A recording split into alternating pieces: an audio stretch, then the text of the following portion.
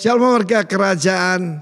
Tema tentang bold before the king and bold before the king. Ya, for the king and before the king tidak berakhir pada akhir bulan ini ya. Kita melihat kehidupan dari seorang yang bold as lion, yaitu Rasul Paulus. Dulu namanya Saul, menjadi Paul. Paul artinya kecil. Mungkin memang bentuk tubuhnya kecil. Size doesn't matter, but faith matters. Dalam Filipi 1:12, latar belakang dia ada di penjara, saudaraku.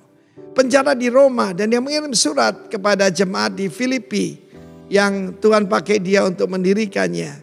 Dalam ayat 12, aku menghendaki saudara supaya kamu tahu bahwa apa yang terjadi atasku ini, penganiayaan ini dan hukuman mati yang dijatuhkan atasku ini justru menyebabkan kemajuan Injil. Sehingga telah jelas bagi seluruh istana, perhatikan, dan semua orang lain bahwa aku dipenjarakan karena Kristus. He's not the prisoner of Rome, he's the prisoner of Christ. Dan kebanyakan saudara dalam Tuhan telah beroleh kepercayaan. Karena pempenjaraanku untuk bertambah berani berkata-kata tentang firman Allah dengan tidak takut. Apa yang terjadi pada saudara Muhammad KC, Saifuddin Ibrahim, saudaraku, itu seharusnya membuat kita lebih berani mengabarkan Injil. Ya, sebab apa? To die is gain. Di dalam Filipi 1:21. Dan kalau kita menderita sengsara karena nama Kristus, pertama dapat pahala luar biasa, kedua we will reign with Christ ya. Akan ada promosi yang luar biasa. Kita tahu bagaimana justru ketika dia dipenjara di Rom, bahkan istri daripada Kaisar Nero yang sadis dan ya memang maniak itu diselamatkan. Dan juga saudaraku, para tentara yang pasti pasukan khusus itu bertobat. Saya pernah pergi ke Rome dan saya minta kepada guide, dalam hal ini Dr. Samuel Doktorian. Saya mau ketemu penjaranya Paulus yang jadi kapel, yang jadi gereja. Dan di sana ada sebuah tonggak yang dulunya ada rantai untuk memenjarakan Rasul Paulus tangan dan kakinya.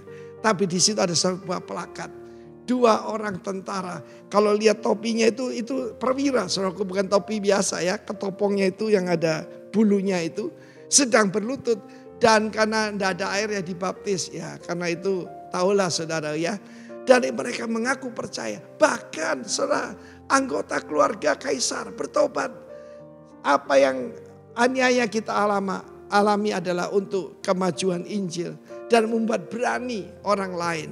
Saudara yang kasih Tuhan, dalam hidup saya berapa kali berulang-ulang ancaman demi ancaman, fitnah demi fitnah datang kepada alamat saya.